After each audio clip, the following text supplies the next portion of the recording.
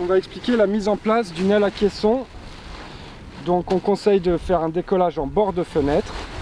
J'expliquerai après pourquoi. Donc tout simplement, je vais positionner ma voile en bord de fenêtre. Donc voilà, j'ai le vent dans le dos. Je déplie mon aile dans l'axe du vent. J'ai ouvert mon aile. Première étape, je fais en sorte de séparer bien la barre du suspentage pour pas que ça s'en mêle. Laisser filer une oreille sous le vent, l'oreille au vent, je lui pose du sable. De préférence, on replie un peu l'oreille pour positionner le sable à l'extérieur de la voile, plutôt proche du bord d'attaque qu'au bord de fuite, ça permet de bien ouvrir l'aile. Donc il se peut qu'à l'ouverture de l'aile, on ait quelques clés. Pour le défaire, je mets un peu en tension, mais pas trop. Donc j'ai séparé le côté rouge du côté vert proprement et je vais pouvoir commencer à dérouler ma barre. Petit conseil, c'est pas obligatoire, mais on peut dès ce moment-là commencer à défaire les tours de barre. Que je déplie mes lignes, je vais séparer les deux côtés. En gardant un tout petit peu de tension, c'est plus simple, c'est-à-dire que je déroule pas mes lignes complètement sans tension, ça évite que ça s'en mêle. Ce qui me permet dès ce moment-là de déjà avoir séparé le côté rouge du côté bleu. Et donc je sais que déjà j'ai pas de tour de barre. Comme sur toute aile, on va quand même vérifier que les deux avant sont bien au centre et les deux arrières sur les côtés sans être emmêlés. Ça, je pose ma barre, je prends mes avants et les arrières dans l'autre main. Donc je remonte vers ma voile. Hop.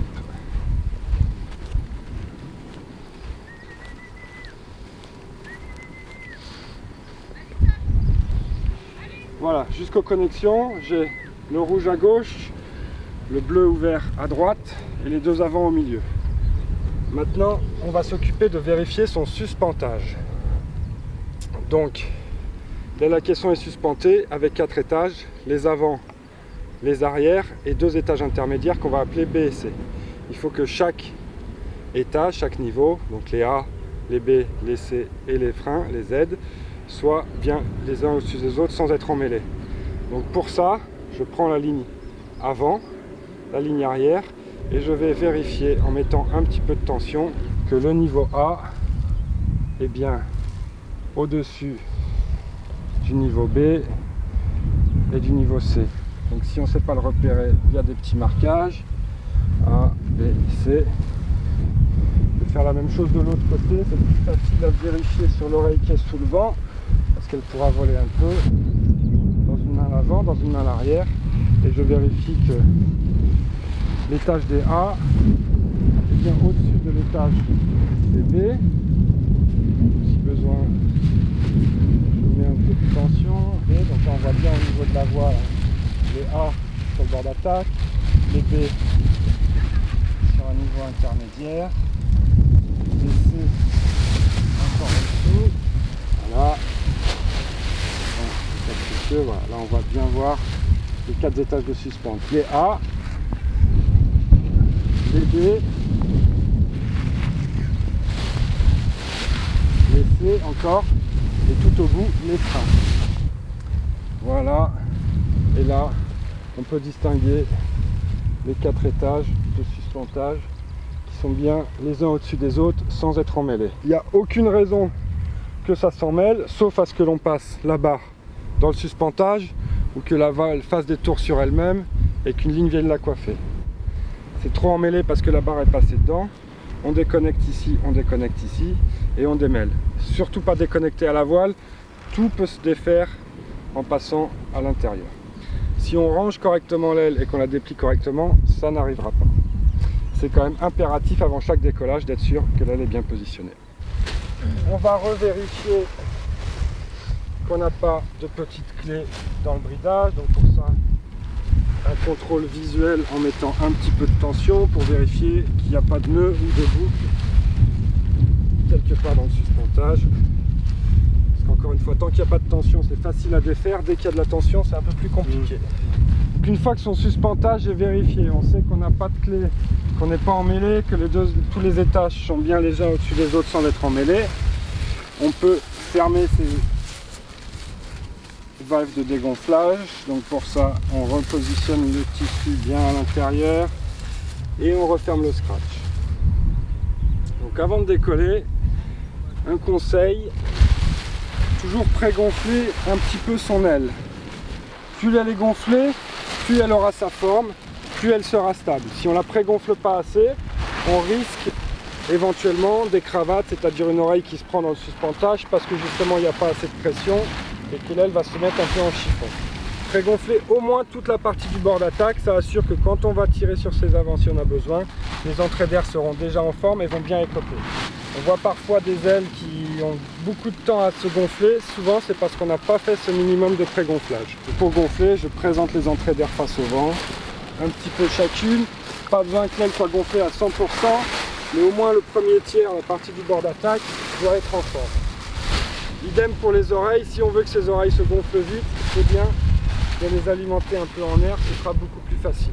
On va toujours préférer un décollage en bord de fenêtre qu'un décollage en pleine fenêtre. On va voir des gens qui vont décoller en pleine fenêtre, ça marche, mais c'est à réserver uniquement aux plages de vent faibles à moyenne. Le problème du décollage pleine fenêtre, c'est qu'on va se faire tirer sous sa voile, sous le vent, et qu'on va avoir la voile au zénith avec une traction vers le haut. Donc si jamais on se retrouve trop toilé ou qu'on a un souci, on risque de se faire décoller. C'est moins safe et ça prend plus de place. Un décollage en bord de fenêtre va être tout aussi efficace et beaucoup plus sécurisant. Si jamais on se fait tirer ou qu'on a un problème sur son aile, on peut tout de suite reposer. Et dans le pire des cas, si on se fait tracter, on va se faire une traction latérale. Donc on aura toujours les pieds au sol, on pourra larguer et le risque est beaucoup moindre.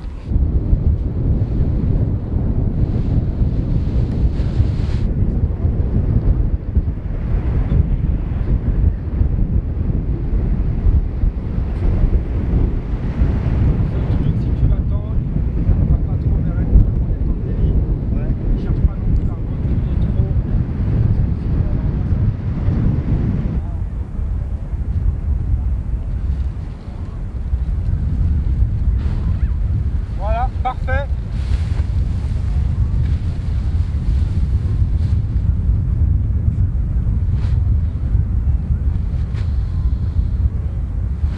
Donc l'aile est posée en bord de fenêtre, l'oreille au vent avec du sable, l'aile est sécurisée. Voilà. Donc je vais commencer par replier ma barre. Donc on remonte à peu près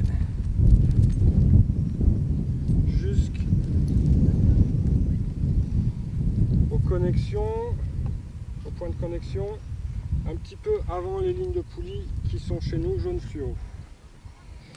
Et donc là j'arrête mes lignes. Moi j'utilise la technique du demi-cabestan, comme ça, une demi-clé que je viens serrer ici. Et ensuite,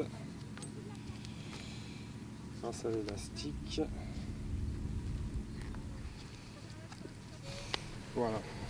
Donc là, la barre est sécurisée.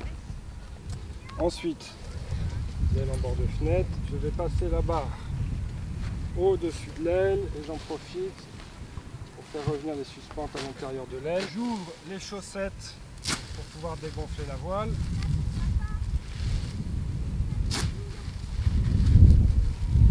Je récupère ma barre tout en faisant attention qu'elle ne vienne pas dans le suspentage.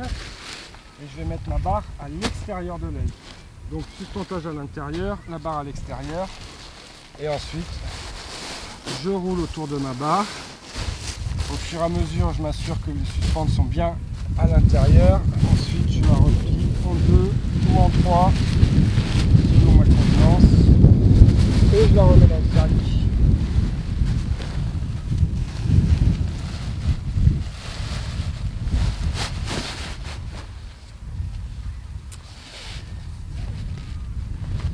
Et voilà.